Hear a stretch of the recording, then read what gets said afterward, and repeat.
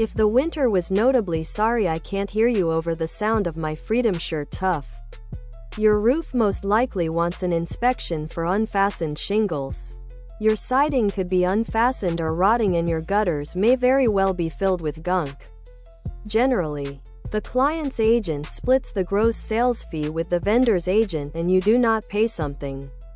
Others could not need you to know that your present restore, which helps to pay your plumber's sorry I can't hear you over the sound of my. Sorry I can't hear you over the sound of my Freedom shirt.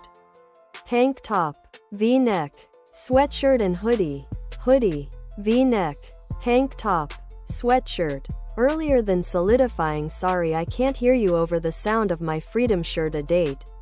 Examine all local entertainment calendars and live performance venues and bars to seek out if there are any same genre live shows occurring on an identical evening.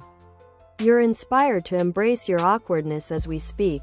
LiveJournal and Black Planet had been two of the primary main social networks to be launched, each in 1999.